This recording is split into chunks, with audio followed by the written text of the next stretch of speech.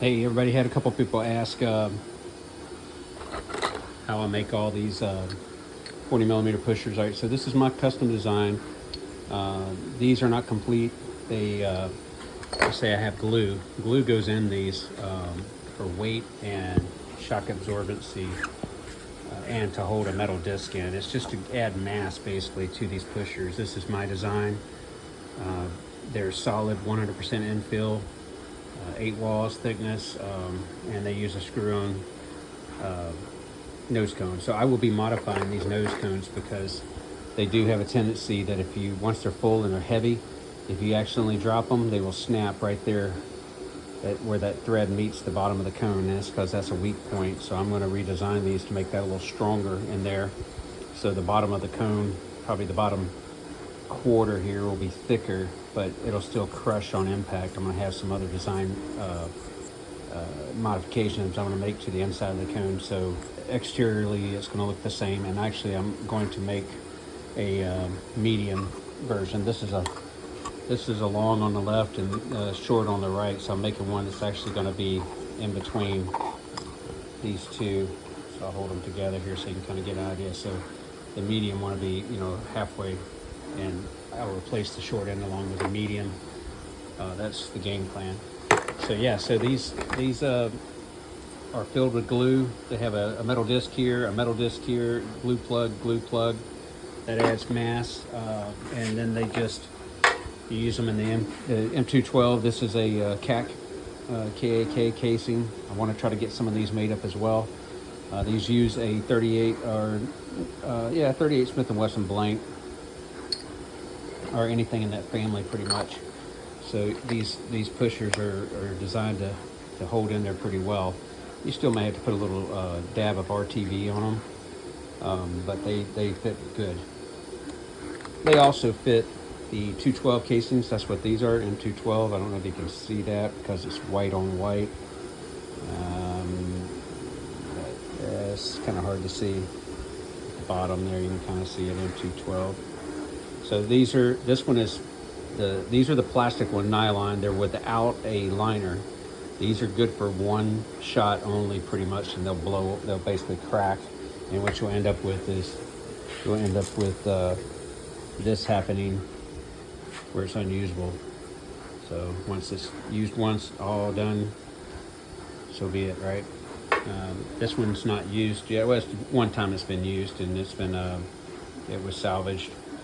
And these fit really nice and tight in here. So I mean, you have to push them down, and it's still a little, they'll make a little noise here because they're a little loose. But so you still need RTV, but these casings here have a little curl at the top. It's not much, but it's enough to keep the projectile in place. So the original projectiles are cast zinc pushers. So this piece would be a cast zinc pusher with a slip over nose cone, which is what these are right over here.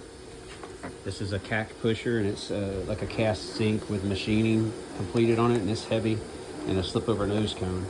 So what mine is doing is just replacing this, because these metal ones are about $7 or $8 a piece. They're not cheap. And then the all printed ones, they're just not heavy enough. You don't get much range out of them. So I had to come up with a design that would maximize the two, meet in the middle. And that's where I came up with this design I have now. So let's see, I'll grab one out of here. Yep, here we go. All right. So this is what they look like completed. I'm not going to screw it off because this one actually has chalk in it, and it's got to be wiped down one more time. And then I'm going to do super glue around where they meet, so they're all super glued in place. But this has a glue plug in the bottom. It's got good heft, good weight. When you snap it together, they snap together fine.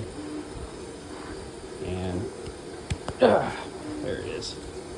So it's tight in there. Tight. It's not going anywhere. So all you have to do is put your blank in it and shoot. Now you're not supposed to store these with the blank loaded in it. That's an ATF violation. So all my 40s that are set up, ready to go pretty much like that, they don't have a blank in there for that reason. These are point detonation right here. This whole box is all point detonation. I've got some that just popped out, but they're all different. These are Bengals bullets, point detonation style. So they have a safety and they have a firing pin in here and a primer and a housing with some up to 109 grains of explosive material, which is the legal limit for Fed and in the state of Georgia where I'm at. So anyway, that's what that looks like, and that's why they're stored like this. The 37s you can store loaded. There's no regulations on them, so if you load them, you can have them loaded up. This is just a firework round that I've loaded. It just goes up and shoots some flaming balls, and that's about it. It's just for looks mostly. And then same thing with, even on the 40 millimeter with chalks, you can't store the blank in there. It's a storage issue, but with the 37s, you can.